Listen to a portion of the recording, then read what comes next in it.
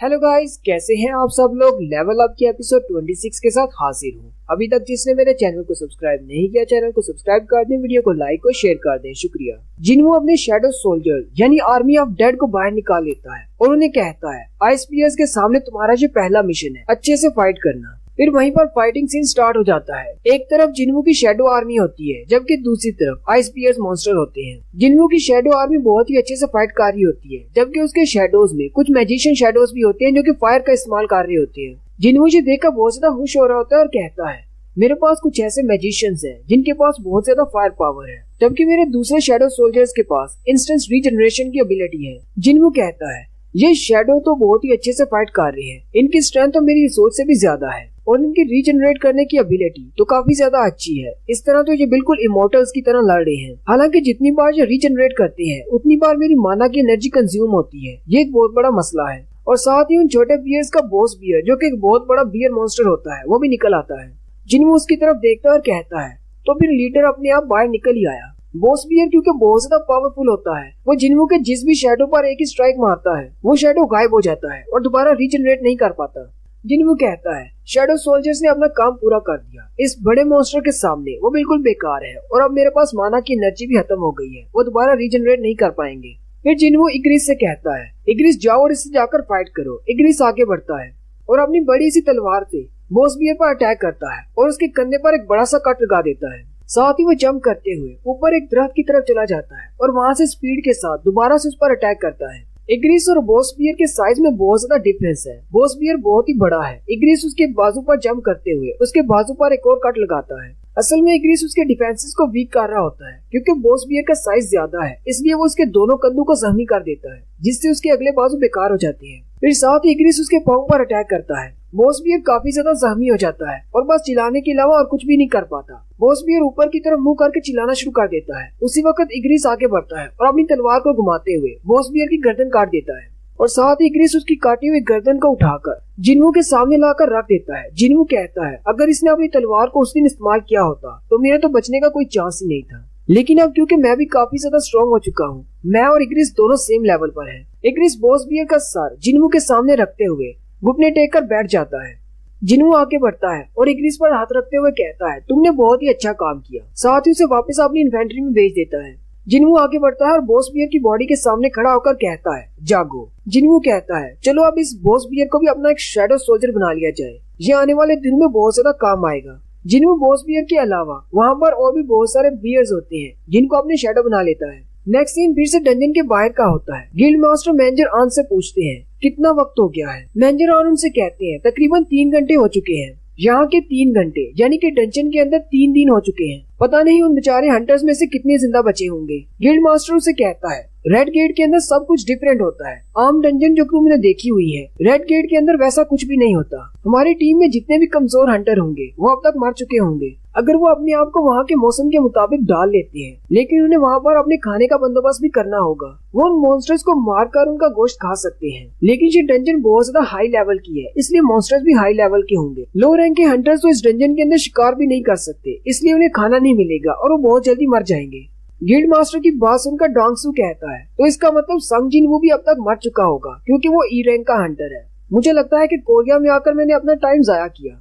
Dongsu जैसे ही जाने लगता है वो फिर से रुक जाता है और कहता है अभी अभी तुमने कहा कि जिन्हों तुम्हारी टीम का हिस्सा नहीं है, यानी व्हाइट टाइगर गिल्ड का हिस्सा नहीं है, क्या मैंने ठीक सुना? तो फिर क्या तुम मुझे बताना चाहोगे वो इस डंजन के अंदर क्या कर रहा है, वो भी तुम्हारी हंटर्स की टीम के साथ? मैनेजर आन उसे कहते हैं वो मेरी जान पहचान वाला है, उसने मुझे कहा कि उसे एक सी रैंक की डंजन के अंदर जाना है, तो मैंने उसकी बात मान ली और उसे डंजन के अंदर भेज दिया। ये सिर्फ मेरी गलती है। जबकि गिल्ड मास्टर सोच रहे होते हैं चीफ आन संग जिनवू को क्यों कवर कर रहा है, वो उसको बचाने की कोशिश कर रहा है। इसका मतलब संग जिनवू वाकई में कोई खास बंदा है। यहाँ तक कि एस रैंक का हंटर अमेरिका से यहाँ पर उससे मिलने के लिए आया है। डांगसू कहता है अब जबकि वो डंजन के अंदर जा चुका है, इससे ज्यादा मैं और क्या कर सकता हूँ। लेकिन साथ ही पलक झपकने की स्पीड में डांगसू आगे बढ़ता है और मैनेजर आन को गले से पकड़ लेता है और उससे कहता है तुम्हें क्या लगा था मैं ऐसा ही कहूंगा कि अब यहाँ पर कुछ भी नहीं बचा और मैं यहाँ से जा रहा हूँ। मुझे लगता है कि तुम मुझसे कुछ छुपाने की कोशिश कर रही हो। मैं तो कब से इसी तरह के मौके की तलाश में था। जल्दी से बको, तुम क्या छुपा रहे हो? उसी वक्त गिल्ड मास्टर आगे बढ़ते हैं और डोंगसू का हाथ पकड़ लेते हैं।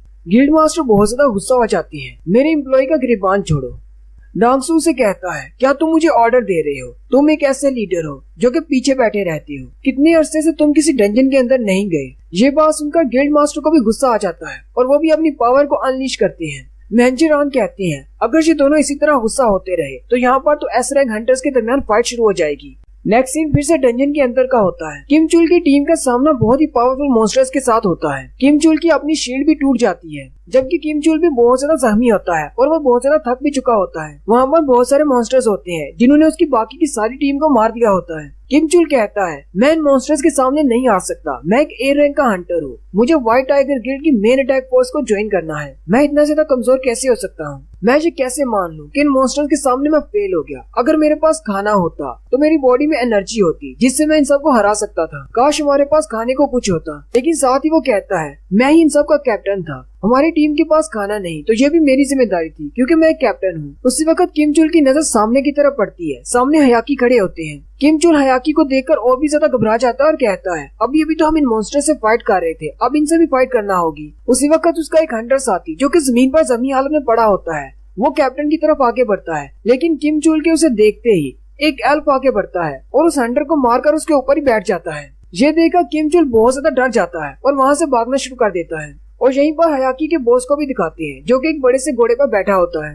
किम चुल भागता हुआ जंगल की तरफ चला जाता है। वो अभी भी यही बात कर रहा होता है और कहता है, मेरे पास खाना नहीं था, इसी वजह से मैं हार गया। अगर मेरे पास पूरा खाना होता और मेरी बॉडी में एनर्जी होती तो मैं उनसे कभी भी नहीं हारता। जैसे ही किम चुल थोड़ा सा आगे बढ़ता है तो उसे सामने बहुत सारे आइस बियर्स की लाशें मिलती हैं। किम चुल कहता है, जैसे ही मैं जंगल में दाखिल हुआ मुझे कोई भी आइस बियर नजर नहीं आया। अब मुझे पता चला किसी ने इन सबको मार डाला है। किम चुल कहता है, कहीं उन लोगों ने तो इन सारे आइस बियर्स को नहीं मारा। लेकिन साथ ही वो कहता है, उनके पास इतने स्किल्स नहीं है, वो बहुत ज्यादा कमजोर हैं। किम चुल फिर से भागना शुरू कर देता है और कहता है, इन सबको हयाकी ने मारा होगा। यहाँ पर हयाकी बहुत ज्यादा नजदीक होंगे। मुझे यहाँ से जल्दी से निकलना होगा। मुझे यहाँ पर मरना नहीं है। नेक्स्ट सीन फिर से डंजन के बाहर का होता है।